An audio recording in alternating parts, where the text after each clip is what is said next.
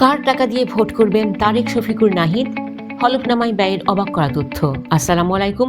Vote মানেই কি কেবল টাকার খেলা, নাকি এর পেছনে থাকে আদর্শ আর দলের ভালোবাসা?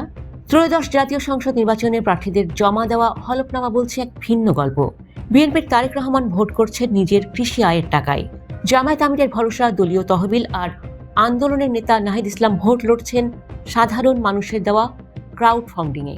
কার নির্বাচনী তহবিলে কত টাকা, কার আয়ের উৎস কি, বিস্তারিত থাকছে আজকের এক্সক্লুসিভ প্রতিবেদনে। বিএনপির ভারপ্রাপ্ত চেয়ারম্যান তারেক রহমান বগুড়া 6 ও ঢাকা 17 আসন থেকে প্রার্থী হয়েছেন। ইসির তথ্য অনুযায়ী এই দুই আসনে তার সম্ভাব্য নির্বাচনী ব্যয় ধরা হয়েছে 60 লাখ টাকা। অবাক করা বিষয় হলো, এই বিশাল খরচের পুরোটা আসবে তার নিজস্ব কৃষি আয় ও ব্যাংক আমানত থেকে। হলফনামায় তার মোট সম্পদের পরিমাণ দেখানো হয়েছে 1,97,00,000 টাকা। অন্যদিকে বিএনপি মহাসচিব মির্জা ফখরুল ইসলাম আলমগীর ঠাকুরগাঁও 1 আসনে ব্যয় করবেন প্রায় 51 লাখ টাকা, যা আসবে তার ব্যবসা ও সম্মানী ভাতা থেকে। জামায়াত ইসলামের আমির ডক্টর শফিকুর রহমানের নির্বাচনী ব্যয়ের চিত্রটি বেশ ভিন্ন।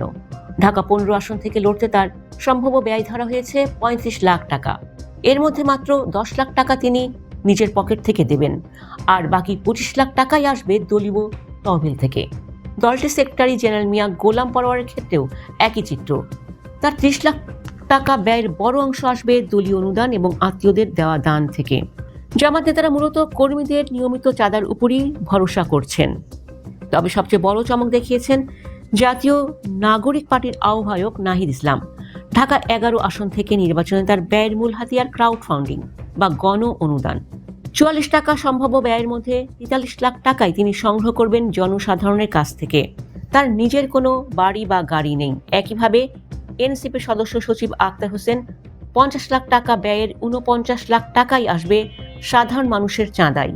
এটি বাংলাদেশের নির্বাচনী সংস্কৃতিতে এক নতুন ধারার সূচনা বলে মনে করছেন বিশ্লেষকরা। যদিও সাবেক নির্বাচক সংস্কার কমিশনের প্রধান বদিউল আলম মজুমদার বলছেন, ইসির প্রার্থীদের ব্যয়ের হিসাব কখনোই খতিয়ে দেখে না। আগের নির্বাচনগুলোতে দেখা গেছে প্রার্থীরা নির্ধারিত সীমার চেয়ে 6 গুণ বেশি টাকা খরচ করেন।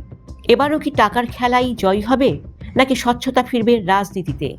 সেটাই এখন বড় প্রশ্ন।